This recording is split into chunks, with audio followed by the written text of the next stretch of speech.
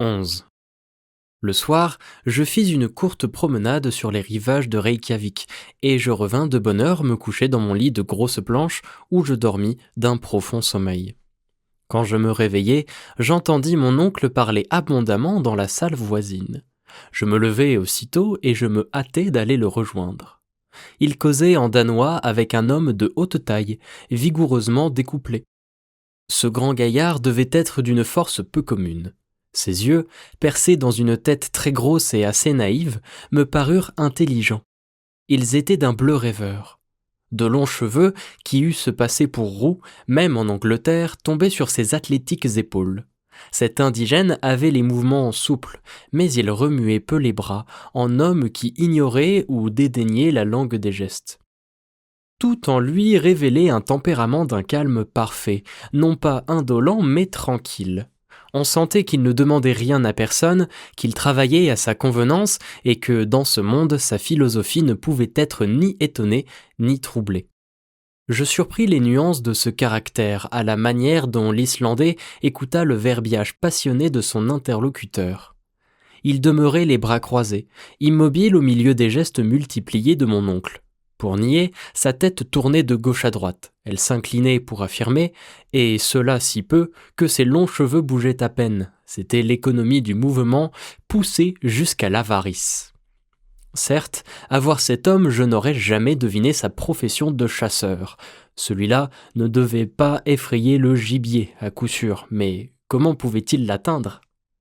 Tout s'expliqua quand M. Fridriksson m'apprit que ce tranquille personnage n'était qu'un chasseur d'eider, oiseau dont le duvet constitue la plus grande richesse de l'île.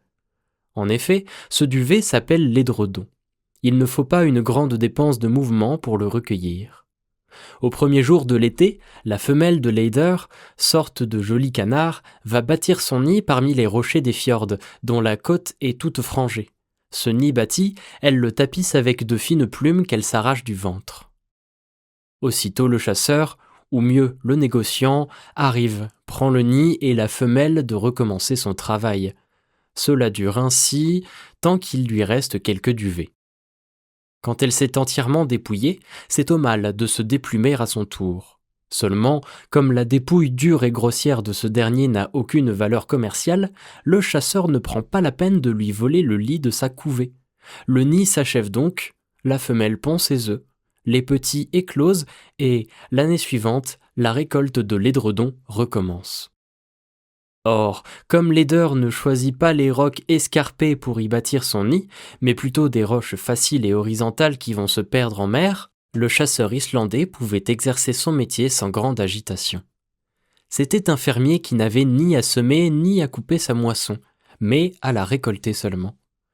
Ce personnage grave, flegmatique et silencieux se nommait Hans Bjelk. Il venait à la recommandation de M. Fridriksson. C'était notre futur guide. Ses manières contrastaient singulièrement avec celles de mon oncle. Cependant, ils s'entendirent facilement. Ni l'un ni l'autre ne regardaient au prix. L'un prêt à accepter ce qu'on lui offrait, l'autre prêt à donner ce qui lui serait demandé. Jamais marché ne fut plus facile à conclure. Or, des conventions il résulta que Hans s'engageait à nous conduire au village de Stapi, situé sur la côte méridionale de la presqu'île du Sneffels, au pied même du volcan. Il fallait compter par terre 22 miles environ, voyage à faire en 2 jours, suivant l'opinion de mon oncle. Mais quand il apprit qu'il s'agissait de miles danois de 80 000 pieds, il dut rabattre de son calcul et compter, vu l'insuffisance des chemins, sur 7 ou 8 jours de marche. 4 chevaux devaient être mis à sa disposition. 2 pour le porter, lui et moi, 2 autres destinés à nos bagages. Hans, suivant son habitude, irait à pied. Il connaissait parfaitement cette partie de la côte et il promit de prendre par le plus court.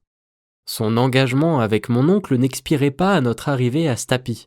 Il demeurait à son service pendant tout le temps nécessaire à nos excursions scientifiques au prix de 3 riksdal par semaine.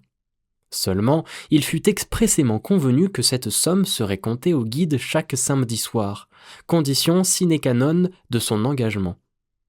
Le départ fut fixé au 16 juin. Mon oncle voulut remettre au chasseur les arts du marché, mais celui-ci refusa d'un seul mot. « Efter » fit-il. Après, me dit le professeur pour mon édification. Hans, le traité conclu, se retira tout d'une pièce. Un fameux homme, s'écria mon oncle, mais il ne s'attend guère au merveilleux rôle que l'avenir lui réserve de jouer. Il nous accompagne donc jusqu'au... Oui, Axel, jusqu'au centre de la Terre. 48 heures restaient encore à passer. À mon grand regret, je dus les employer à nos préparatifs. Toute notre intelligence fut employée à disposer chaque objet de la façon la plus avantageuse. Les instruments d'un côté, les armes d'un autre, les outils dans ce paquet, les vivres dans celui-là. En tout, 4 groupes. Les instruments comprenaient 1. Un thermomètre centigrade de Hegel, gradué jusqu'à 150 degrés, ce qui me paraissait trop ou pas assez. Trop si la chaleur ambiante devait monter là, auquel cas nous aurions cuit. Pas assez s'il s'agissait de mesurer la température de source ou toute autre matière en fusion. 2. Un manomètre à air comprimé, disposé de manière à indiquer des pressions supérieures à celles de l'atmosphère au niveau de l'océan. En effet, le baromètre ordinaire n'eût pas suffi, la pression atmosphérique devant augmenter proportionnellement à notre descente au-dessous de la surface de la Terre. 3. Un chronomètre de Boissonnas jeune de Genève, parfaitement réglé au méridien de Hambourg. 4. 2 boussoles d'inclinaison et de déclinaison. 5. Une lunette de nuit. 6. 2 appareils de Ruhmkorff qui, au moyen d'un courant électrique, donnaient une lumière très portative, sûre et peu encombrante. Les armes consistaient en 2 carabines de Purdley Moore & Co. et de 2 revolvers Colt. Pourquoi des armes ? Nous n'avions ni sauvages ni bêtes féroces à redouter, je suppose. Mais mon oncle paraissait tenir à son arsenal comme à ses instruments, surtout à une notable quantité de fulmi-coton inaltérable à l'humidité, et dont la force expansive est fort supérieure à celle de la poudre ordinaire. Les outils comprenaient 2 pics, 2 pioches, une échelle de soie, 3 bâtons ferrés, une hache, un marteau, une douzaine de coins et pitons de fer et de longues cordes à nœuds. Cela ne laissait pas de faire un fort colis, car l'échelle mesurait 300 pieds de longueur. Enfin, il y avait les provisions. Le paquet n'était pas gros, mais rassurant, car je savais qu'en viande concentrée et en biscuits secs il contenait pour 6 mois de vivres. Le genièvre en formait toute la partie liquide, et l'eau manquait totalement. Mais nous avions des gourdes, et mon oncle comptait sur les sources pour les remplir. Les objections que j'avais pu faire sur leur qualité, leur température et même leur absence étaient restées sans succès. Pour compléter la nomenclature exacte de nos articles de voyage, je noterai une pharmacie portative contenant des ciseaux à lame mousse, des attelles pour fractures, une pièce de ruban en fil écru, des bandes et compresses, du sparadrap, une palette pour saigner, toutes choses effrayantes. De plus, une série de flacons contenant de la dextrine, de l'alcool vulnéraire, de l'acétate de plomb liquide, de l'éther, du vinaigre et de l'ammoniac, toute drogue d'un emploi peu rassurant, enfin les matières nécessaires aux appareils de Ruhmkorff. Mon oncle n'avait eu garde d'oublier la provision de tabac, de poudre de chasse et d'amadou, non plus qu'une ceinture de cuir qu'il portait autour des reins et où se trouvait une suffisante quantité de monnaie d'or, d'argent et de papier. De bonnes chaussures, rendues imperméables par un enduit de goudron et de gomme élastique, se trouvaient au nombre de 6 paires dans le groupe des outils. Ainsi vêtu, chaussé, équipé, il n'y a aucune raison pour ne pas aller loin, me dit mon oncle. La journée du 14 fut employée tout entière à disposer ces différents objets. Le soir, nous dînâmes chez le baron Tramp, en compagnie du maire de Reykjavik et du docteur Hjaltalin, le grand médecin du pays. M. Fredriksson n'était pas au nombre des convives. J'appris plus tard que le gouverneur et lui se trouvaient en désaccord sur une question d'administration, et ne se voyaient pas. Je n'eus donc pas l'occasion de comprendre un mot de ce qui se dit pendant ce dîner semi-officiel. Je remarquai seulement que mon oncle parla tout le temps. Le lendemain 15, les préparatifs furent achevés. Notre hôte fit un sensible plaisir au professeur en lui remettant une carte de l'Islande, incomparablement plus parfaite que celle d'Anderson, la carte de M. Olaf Nicolas Olsen, réduite au 1 sur 480 000 et publiée par la Société littéraire islandaise, d'après les travaux géodésiques de M. Schill Frisak et le levé topographique de M. Björn Gumlaugsson. C'était un précieux document pour un minéralogiste. La dernière soirée se passa dans une intime causerie avec M. Fridriksson, pour lequel je me sentais pris d'une vive sympathie. Puis à la conversation succéda un sommeil assez agité, de ma part du moins. À 5 heures du matin, le hennissement de 4 chevaux qui piaffaient sous ma fenêtre me réveilla. Je m'habillai à la hâte et je descendis dans la rue. Là, Hans achevait de charger nos bagages sans se remuer, pour ainsi dire. Cependant, il opérait avec une adresse peu commune. Mon oncle faisait plus de bruit que de besogne, et le guide paraissait se soucier fort peu de ses recommandations. Tout fut terminé à 6 heures, M. Fridriksson nous serra les mains. Mon oncle le remercia en islandais de sa bienveillante hospitalité et avec beaucoup de cœur. Quant à moi, j'ébauchai dans mon meilleur latin quelques saluts cordiales. Puis nous nous mîmes en selle, et M. Fridriksson me lança avec son dernier adieu ce vers que Virgile semblait avoir fait pour nous, voyageurs incertains de la route. Et quacum que viam dederit fortuna sequamur.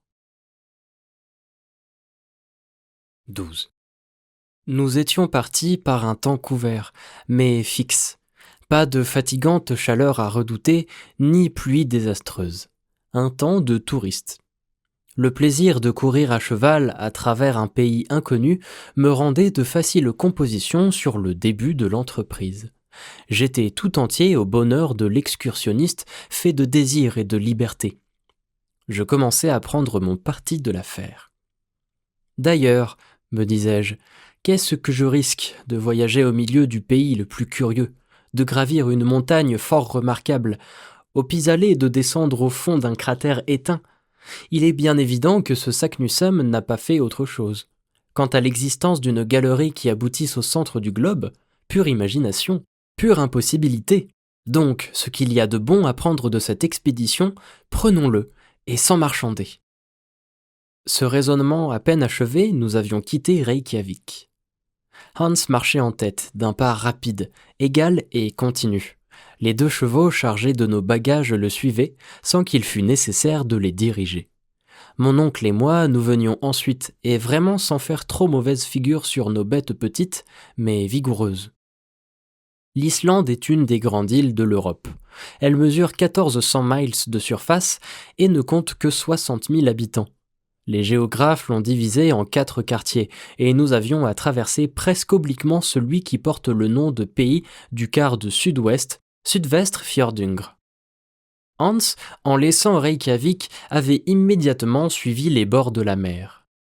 Nous traversions de maigres pâturages qui se donnaient bien du mal pour être verts. Le jaune réussissait mieux. Les sommets rugueux des masses trachytiques s'estompaient à l'horizon dans les brumes de l'est. Par moments, quelques plaques de neige, concentrant la lumière diffuse, resplendissaient sur le versant des cimes éloignées.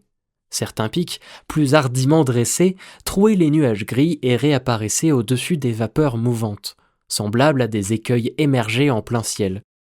Souvent, ces chaînes de rocs arides faisaient une pointe vers la mer et mordaient sur le pâturage. Mais il restait toujours une place suffisante pour passer. Nos chevaux, d'ailleurs, choisissaient d'instinct les endroits propices sans jamais ralentir leur marche. Mon oncle n'avait pas même la consolation d'exciter sa monture de la voix ou du fouet. Il ne lui était pas permis d'être impatient. Je ne pouvais m'empêcher de sourire en le voyant si grand sur son petit cheval, et, comme ses longues jambes rasaient le sol, il ressemblait à un centaure à 6 pieds. « bonne bête, disait-il. Tu verras, Axel, que pas un animal ne l'emporte en intelligence sur le cheval islandais. Neige, tempête, chemins impraticables, rochers, glaciers, rien ne l'arrête. Il est brave, il est sobre, il est sûr. Jamais un faux pas, jamais une réaction. Qu'il se présente quelques rivières, quelques fjords à traverser, et il s'en présentera. Tu le verras sans hésiter se jeter à l'eau, comme un amphibie, et gagner le bord opposé. Mais ne le brusquons pas, laissons-le agir, et nous ferons, l'un portant l'autre, nos 10 lieues par jour. Nous, sans doute, répondis-je. Mais le guide ? Oh, il ne m'inquiète guère. Ces gens-là, cela marche sans s'en apercevoir. Celui-ci se remue si peu qu'il ne doit pas se fatiguer. D'ailleurs, au besoin, je lui céderai ma monture. Les crampes me prendraient bientôt si je ne me donnais pas quelques mouvements. Les bras vont bien, mais il faut songer aux jambes. Cependant, nous avancions d'un pas rapide. Le pays était déjà à peu près désert. Ça et là, une ferme isolée, quelques bohers solitaires, faits de bois, de terre, de morceaux de lave, apparaissaient comme un mendiant au bord d'un chemin creux. Ces huttes délabrées avaient l'air d'implorer la charité des passants, et, pour un peu, on leur eût fait l'aumône. Dans ce pays, les routes, les sentiers même manquaient absolument, et la végétation, si lente qu'elle fût, avait vite fait d'effacer le pas des rares voyageurs. Pourtant, cette partie de la province, située à 2 pas de sa capitale, comptait parmi les portions habitées et cultivées de l'Islande. Qu'étaient alors les contrées plus désertes que ce désert ? Un demi-mille franchi, nous n'avions encore rencontré ni un fermier sur la porte de sa chaumière, ni un berger sauvage paissant un troupeau moins sauvage que lui, seulement quelques vaches et des moutons abandonnés à eux-mêmes. Que seraient donc les régions convulsionnées, bouleversées par les phénomènes éruptifs nés des explosions volcaniques et des commotions souterraines ? Nous étions destinés à les connaître plus tard. Mais en consultant la carte d'Olson, je vis qu'on les évitait en longeant la sinueuse lisière du rivage. En effet, le grand mouvement plutonique s'est concentré surtout à l'intérieur de l'île. Là, les couches horizontales de roches superposées, appelées traps en langue scandinave, les bandes trachytiques, les éruptions de basalte, de teuf et de tous les conglomérats volcaniques, les coulées de lave et porphyre en fusion ont fait un pays d'une surnaturelle horreur. Je ne me doutais guère alors du spectacle qui nous attendait à la presqu'île du Sneffels, où ces dégâts d'une nature fougueuse forment un formidable chaos. 2 heures après avoir quitté Reykjavik, nous arrivions au bourg de Gufun, appelé Aoalkirkja, ou église principale. Il n'offrait rien de remarquable. Quelques maisons seulement, à peine de quoi faire un hameau de l'Allemagne. Hans s'y arrêta une demi-heure. Il partagea notre frugal déjeuner, répondit par oui et par non aux questions de mon oncle sur la nature de la route, et lorsqu'on lui demanda en quel endroit il comptait passer la nuit, « Gardar », dit-il seulement. Je consultai la carte pour savoir ce qu'était Gardar. Je vis une bourgade de ce nom sur les bords du Valjord, à quelques miles de Reykjavik. Je la montrai à mon oncle. « 4 miles seulement ?» dit-il. 4 miles sur 22, voilà une jolie promenade. Il voulut faire une observation au guide, qui, sans lui répondre, reprit la tête des chevaux et se remit en marche. 3 heures plus tard, toujours en foulant le gazon décoloré des pâturages, il fallut contourner le Kollafjord, détour plus facile et moins long qu'une traversée de ce golfe. Bientôt, nous entrions dans un Pingstauer, lieu de juridiction communale, nommé Eyjulberg, et dont le clocher eût sonné midi, si les églises islandaises avaient été assez riches pour posséder une horloge. Mais elles ressemblent fort à leurs paroissiens, qui n'ont pas de montre et qui s'en passent. Là, les chevaux furent rafraîchis. Puis, prenant par un rivage resserré entre une chaîne de collines et la mer, ils nous portèrent d'une traite à l'Aoalkirkja de Brantar et 1 mile plus loin à Sorbuer, Annexia, église annexe, située sur la rive méridionale du Hvalfjord. Il était alors 4 heures du soir, nous avions franchi 4 miles. Le fjord était large en cet endroit d'1 demi-mile au moins, les vagues déferlaient avec bruit sur les rocs aigus, ce golfe s'évasait entre des murailles de rochers, sorte d'escarpe à pique haute de 3 miles pieds et remarquable par ses couches brunes que séparaient des lits de teuf d'une nuance rougeâtre. Quelle que fût l'intelligence de nos chevaux, je n'augurais pas bien de la traversée d'un véritable bras de mer opéré sur le dos d'un quadrupède. S'ils sont intelligents, dis-je, ils n'essayeront point de passer. En tout cas, je me charge d'être intelligent pour eux. Mais mon oncle ne voulait pas attendre. Il piqua des 2 vers le rivage. Sa monture vint flairer la dernière ondulation des vagues et s'arrêta. Mon oncle, qui avait son instinct à lui, la pressa d'avancer. Nouveau refus de l'animal, qui secoua la tête. Alors jurons et coups de fouet, mais ruade de la bête, qui commença à désarçonner son cavalier. Enfin le petit cheval, ployant ses jarrets, se retira des jambes du professeur et le laissa tout droit planté sur 2 pierres du rivage, comme le colosse de Rhodes. « Ah, maudit animal !» s'écria le cavalier, subitement transformé en piéton et honteux comme un officier de cavalerie qui passerait fantassin. « Faria !» dit le guide en lui touchant l'épaule. Quoi? Un bac? Der, répondit Hans en montrant un bateau. Oui, m'écriai-je, il y a un bac. Il fallait donc le dire. Eh bien, en route! Tidvaten, reprit le guide. Que dit-il? Il dit Marie, Répondit mon oncle en me traduisant le mot danois. Sans doute, il faut attendre la marée? Förbida? Demanda mon oncle. Ja, répondit Hans. Mon oncle frappa du pied, tandis que les chevaux se dirigeaient vers le bac. Je compris parfaitement la nécessité d'attendre un certain instant de la marée pour entreprendre la traversée du fjord, celui où la mer arrivait à sa plus grande hauteur et étale. Alors le flux et le reflux n'ont aucune sensation sensible, et le bac ne risque pas d'être entraîné, soit au fond du golfe, soit en plein océan. L'instant favorable n'arriva qu'à 6 heures du soir. Mon oncle, moi, le guide, 2 passeurs et les 4 chevaux, nous avions pris place dans une sorte de barque plate assez fragile. Habitué que j'étais au bac à vapeur de l'Elbe, je trouvais les rames des bateliers un triste engin mécanique. Il fallut plus d'1 heure pour traverser le fjord, mais enfin, le passage se fit sans accident. Une demi-heure après, nous atteignions l'Aualkirkja de Gardar.